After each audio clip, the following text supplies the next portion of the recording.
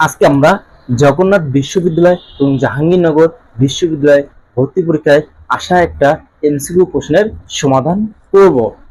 দেখো আমাদের এমসিকিউ প্রশ্নে কি বলছে, 3x - 4y - 12 = 0 রেখার ঢালের পরিমাণ কত? তার মধ্যে কি দেওয়া আছে, একটা রেখা দেওয়া আছে, বলছে এই রেখাটার ঢালের পরিমাণ কত। দেখো একটা রেখা দেওয়া থাকলে আমরা ঢালের পরিমাণ কিভাবে নির্ণয় করব? যে আমাদের কি একটা রেখা থাকে তার ঢালের সূত্র কি আছে দেখো,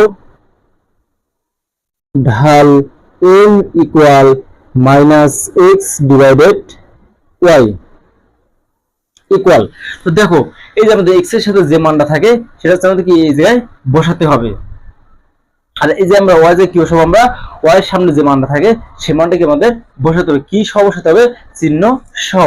মানে সূত্র হচ্ছে কি -x এর কি সহগ, x এর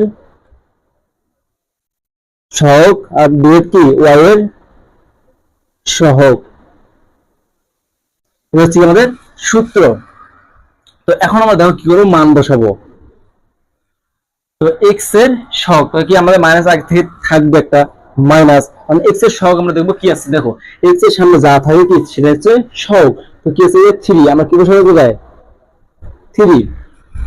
এখন দেখো y এর সহগ, তো y এর সহগ কি আছে আমাদের -4, আমরা কি বসাবো -4।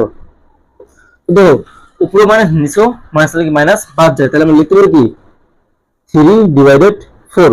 তাহলে আমাদের অ্যানসার কি হবে 3/4। এটা কোন অপশন আছে, প্রথম অপশন আছে, তাহলে আমাদের অ্যানসার কি হবে এই নাম্বারটা। আশা করি সবাই বুঝতে পারছেন।